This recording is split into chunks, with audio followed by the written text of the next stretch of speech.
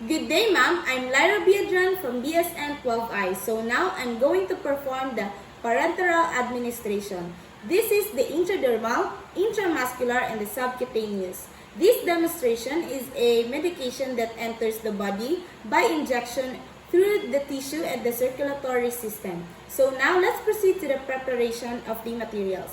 So first is to check the doctor's order of the patient. This chart of the patient is more reliable than the medication ticket. So second is to check the medication administration record, or the MAR. Checks the and the third is check the label of the medication currently against the FAR to make sure that the current medication is being prepared. So here is the medications.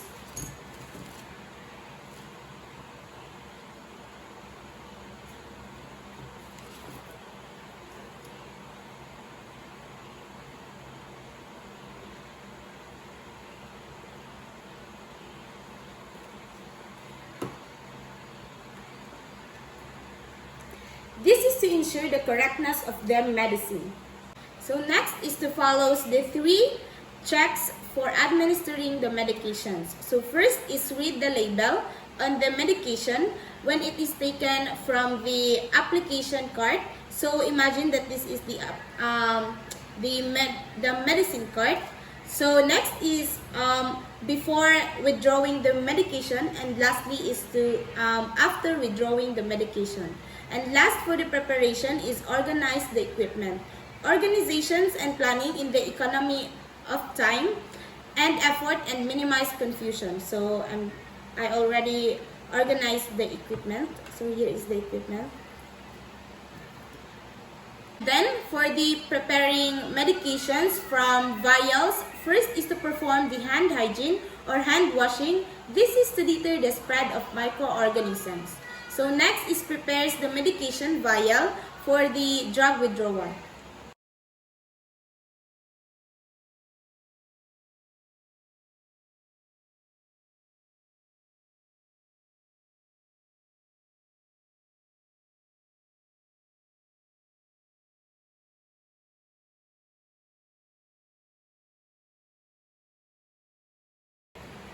So this is the vial, and it mixes the solution if necessary by rotating the vial between the palms of the hand, not by shaking, and then removes the protective cup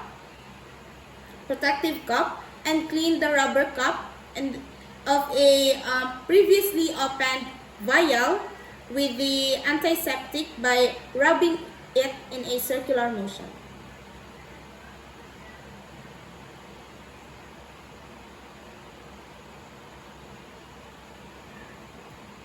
And then exposes the rubber part to gain entrance into the vial. The antiseptic cleanses the cup of the dust, and it reduces the number of the bacteria. So in withdrawing the medication, attaches a filter needle as a practice to draw up from mixed with medications for multi-dose vials. The next is to ensure that the needle is firmly attached to the syringe. So here is the 1 cc syringe for the intradermal. And then removes the cup from the needle, then draw up into the syringe. The amount of air is equal to the volume for the medication to be withdrawn. So I'm going to remove the cup.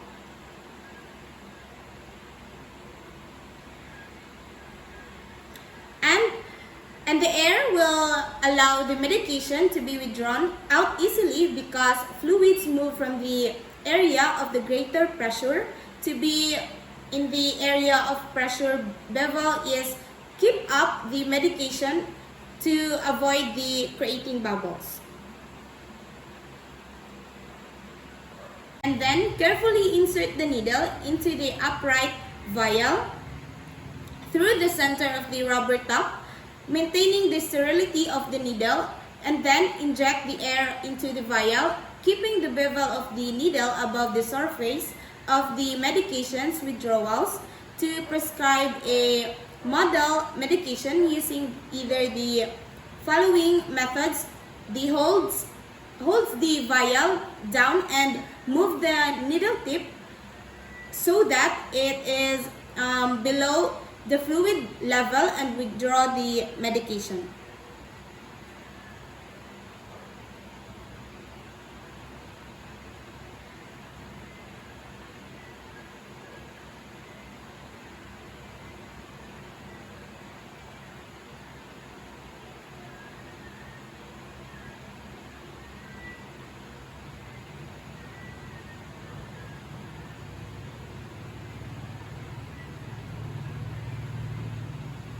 So now let's proceed to our patient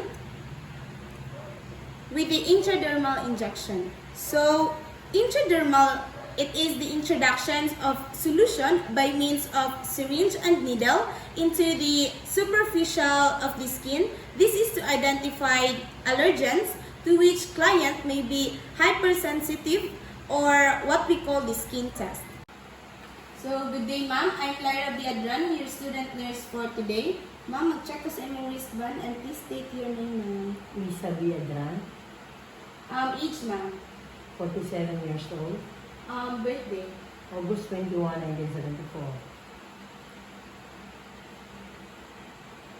So, ma'am, I am here with you today because I am performing the intradermal, or what we call the skin test. So, this medication will produce a small wheal. So, a small wheal, it is a like a blister. So, naapay ka ng gamay na kanang sa imuhang panit, ma'am, if na siya i-skin test na to, kung na ba siya magburot, something na, ma'am. So, ma'am, napakailan pangutanan. Next is to provide the privacy of our client, ensuring that the privacy of our client in doing the procedure.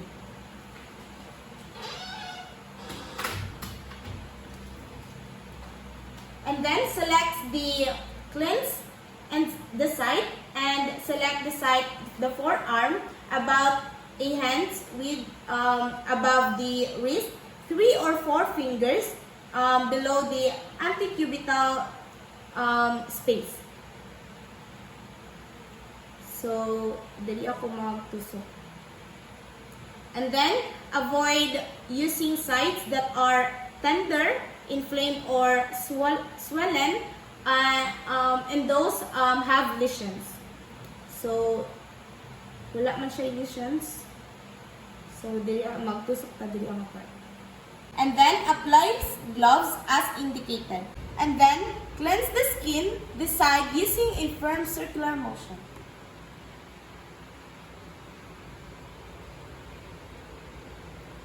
Starting at the center and widening the circle outward, allow the area to dry thoroughly, and then discard this.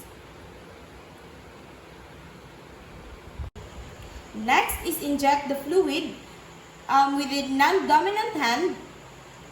Pull the skin at the side until it is stuck, and then insert the tip of the needle far enough to place the bevel through the epidermis into the dermis. It stabilizes the syringe in needle, and then inject the medication carefully and slowly so that it produces a small wheal on the skin.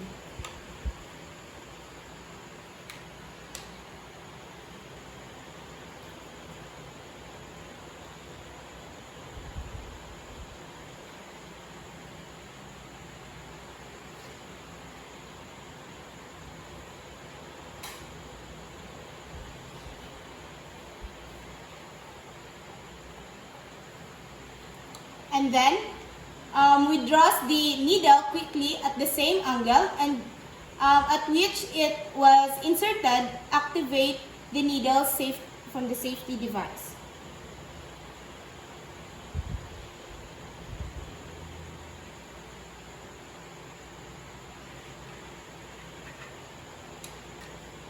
And then prepares the syringe for the injection. Removes the needle cap while waiting for the antiseptic to dry. Expels any air bubbles from the syringe. and then grasp the syringe in your dominant hand. And then inject the fluid with the non-dominant hand. Pull the skin at the site until it is taut. And then insert the tip of the needle far enough to place the bevel through the epidermis into the dermis. Then stabilizes the syringe and needle. Inject the medication carefully and then withdraw. Next, do not massage the area. Then removes and discard the gloves.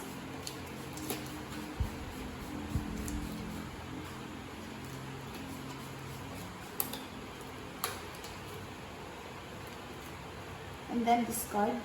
And then performs the hand hygiene.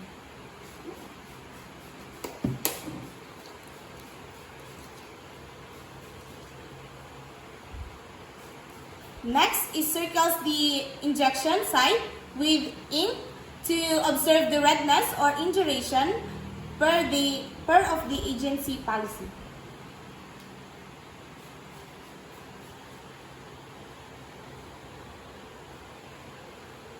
And then documents all relevant information, records the testing material, given the time, dosage, and route, and also the site and the nursing assessment.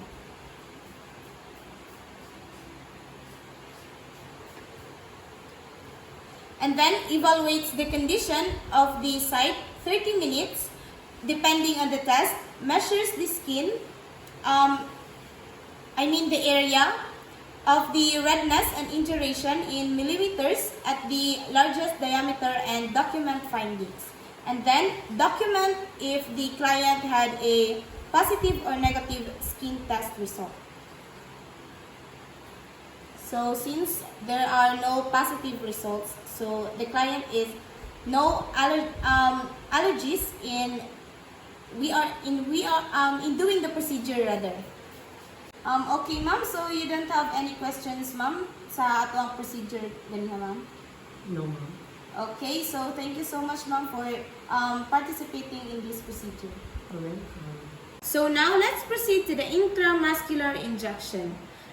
First is to check the MAR or the medication administration record.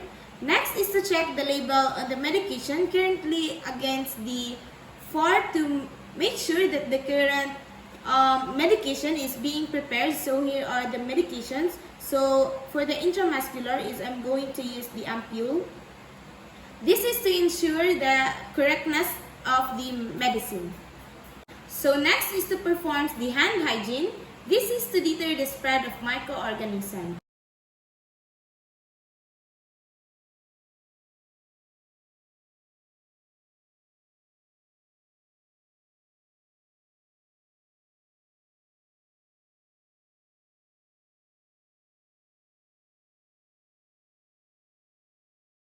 Next is prepares the medication of the ampule for the drug withdrawal.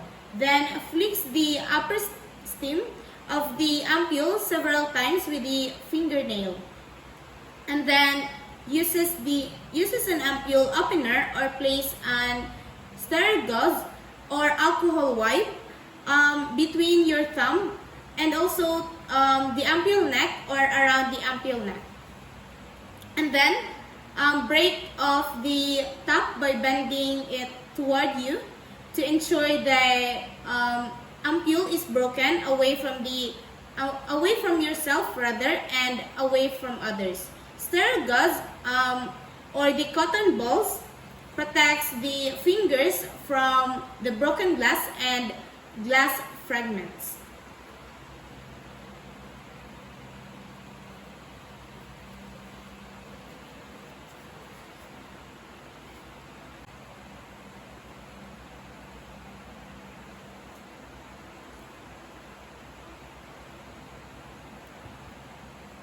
And then I already disposed the top of the ampule in sharps and sharps the container. Then it withdraws the medication, places the ampule in a flat surface. So then attaches the filter needle or straw straw to the syringe with the 3 cc syringe. And then removes the cup from the filter needle and insert the needle into the center of the ampule. This is to obtain all the medication while keeping the needle sterile.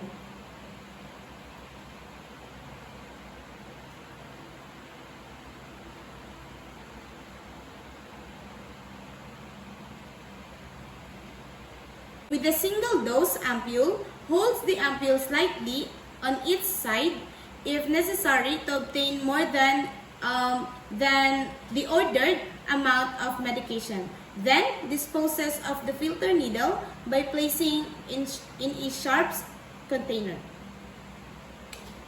If giving an injection, replace the filter needle with a regular needle. Tighten the cup at the hub of the needle and push the solution into the needle to the prescribed amount.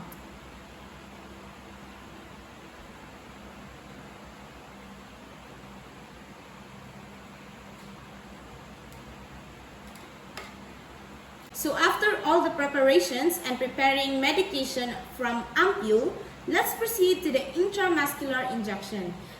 This is the introduction of medication deep into the muscle tissue where a large network of the blood vessels can absorb it readily and quickly. This is to allow less painful administrations of irritating drugs. So now let's proceed with our patient.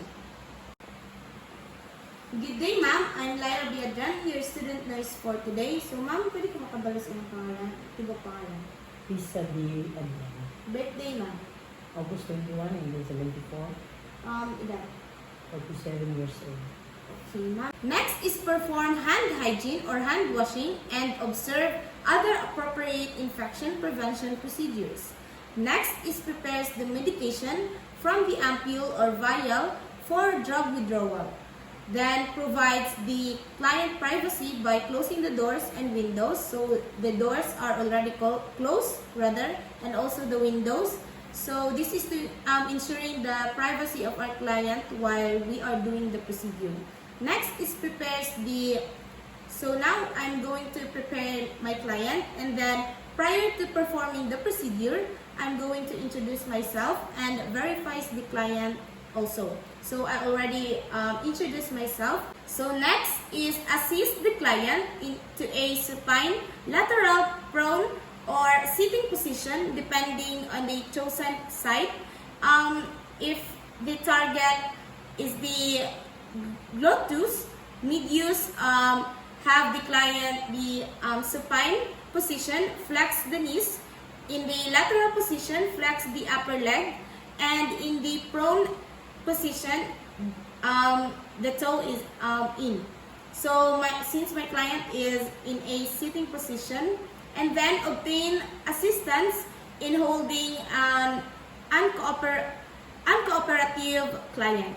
So next is to explain the purpose of the medication and how it will help using the language that the client can understand, including the relevant information about effects of the medications. So next is to select the locates and cleanse the site. So now I'm going to cleanse the area in a circular motion. And then discard. Then select a site free of skin lesions, tenderness, swelling, hardness, or localized inflammation, and one that has not been used frequently. If injections are to be frequent, alternate sites, avoid using the same site twice in a row. Then locate the exact site for the injection. And then apply clean gloves.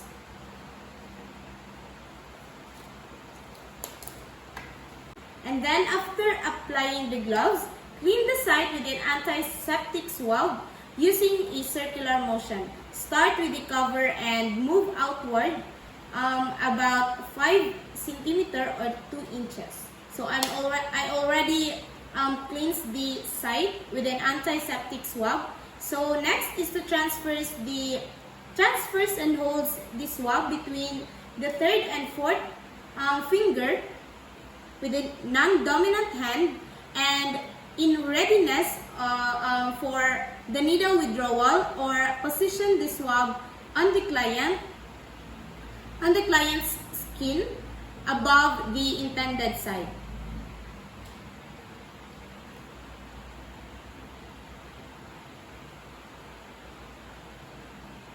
And then prepares the syringe for injection.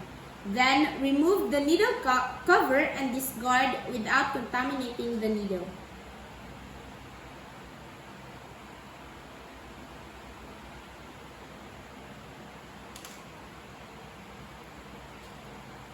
And then, if using a pre-filled unit dose medication, take caution to avoid dripping medication on the needle prior to injection. If this does occur, wipe the medication of the needle with the sterile gauze. And then do the Z-track technique.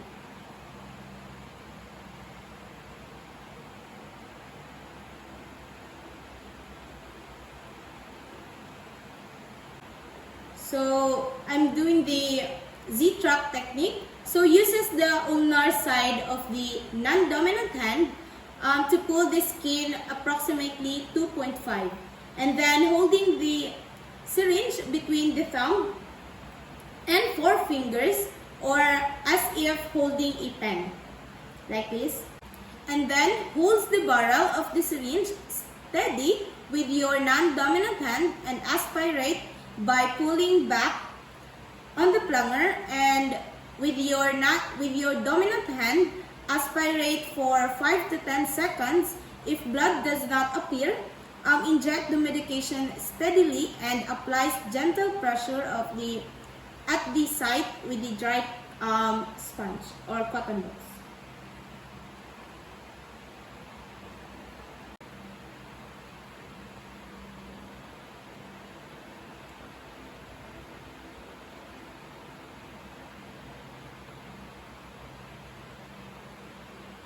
So it is not necessary to massage the area at the site of injection.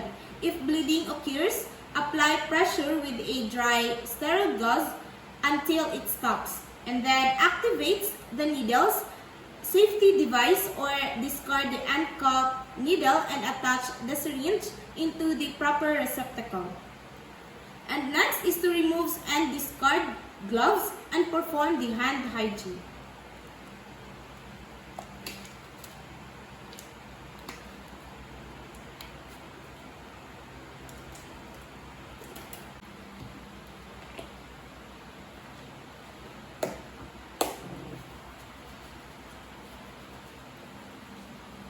And then documents all relevant information, the time of administration, drug name, dose, route, and the client's reactions.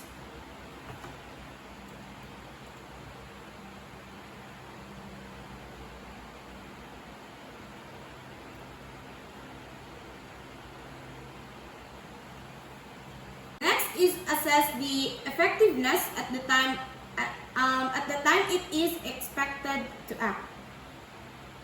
So, ma'am, muna to sa ato ang intramuscular injection, ma'am. So, napakailaing pangutan na, ma'am. Wala. Dili man ka sakit ang laga-inject pa ganun. Wala na.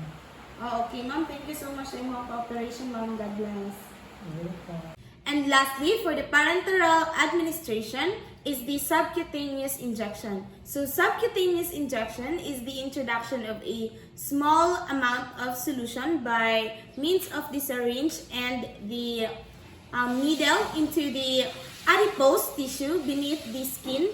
This is to deliver the medication more rapidly to the bloodstream than oral administration, and to prevent slow and sustained drug administration than the intramuscular injection. So first is to check the doctor's order of the patient's chart. This is the chart rather of the patient is more reliable than the medicine ticket.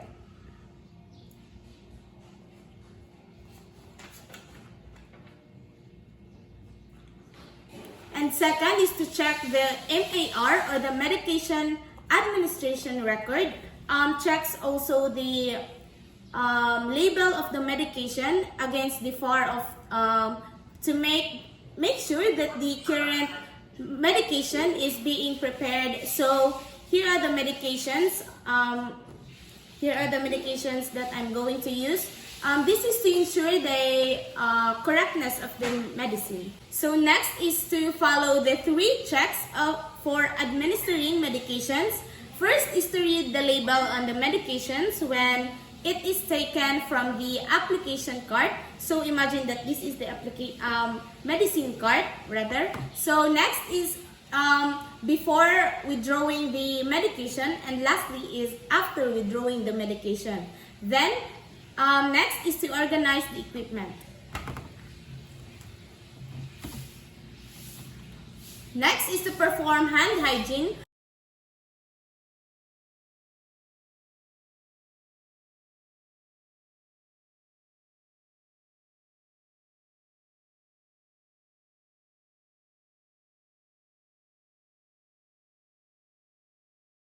Next is to provide the client's privacy, prepares the client, and prior to performing the procedure, I'm going to introduce myself. So now I'm going to proceed with my patient. So but first is I'm going to provide privacy by closing the door. And next is to assist the client to a position in which the leg, abdomen, or arm can be relaxed depending on the site to be used. So next is to obtain assistance in holding the uncooperative client. Then explains the purpose in the medication and how it helps. Using the language of the client can understand. Include relevant information about effects of the medicine. So sir, okay lang ba sir na kanang mag-Bisaya ko? Okay lang ma'am. So good day sir, I'm Lyra Biagran, your student nurse for today. So sir, magtanong ko sa imong wristband and ano sa pangalan nato sir? Ramsey. Ramsey, birthday sir? June 1, 1993. Edad? 28. Okay, so today sir, I'm going to perform the subcutaneous injection. So this is to treat you from the symptoms and of nausea and vomiting against the your stomach pain. So next is to select and clean the site. Select a site free of tenderness, hardness, swelling, itching, burning, or localized inflammation. Select a site that has not been used frequently. And then is to apply gloves. Next is as agency protocol, clean the site and antiseptic swab. Start the center of the site and clean in a widening circle about 5 cm or 2 inch. Allow the area to dry thoroughly. After applying the gloves, I'm going to clean the site with the antiseptic swab in a circular motion. And then discard. Next is place and hold the swab between 3rd and 4th fingers of the non-dominant hand or position the swab of the clients above the intended site.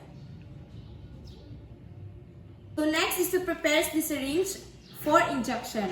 Next is to remove the needle cup while waiting for the antiseptic to dry. Pulls the cup straight off to avoid contaminating the needle by the outside edge of the cup.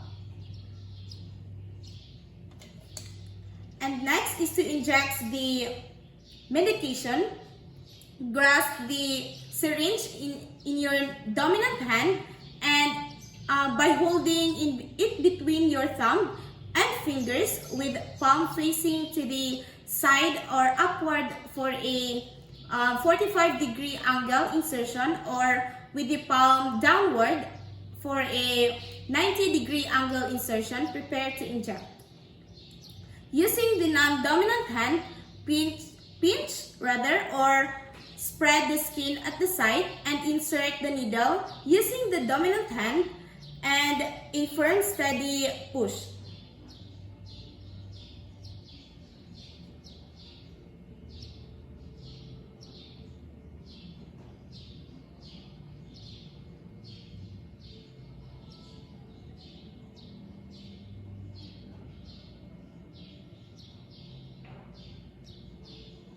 And next is to remove the,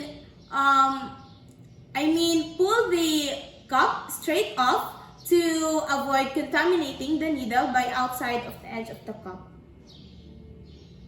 When the needle is inserted, move your non-dominant hand to the end of the plunger, and then some nurses find it easier to move the non-dominant hand and to the barrel rather of the syringe, and the dominant hand to the end of the plunger.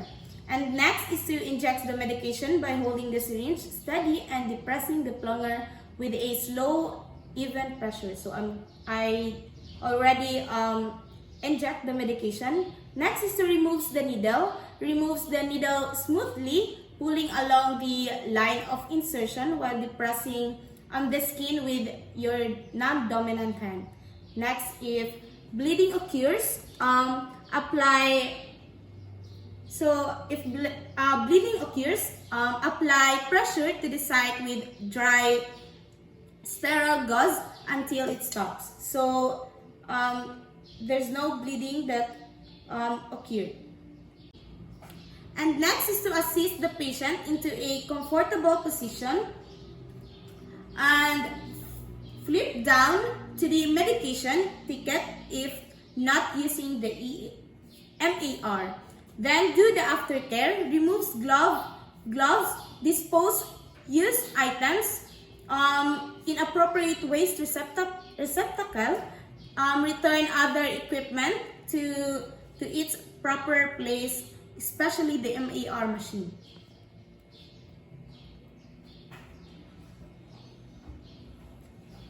And next is to perform hand hygiene.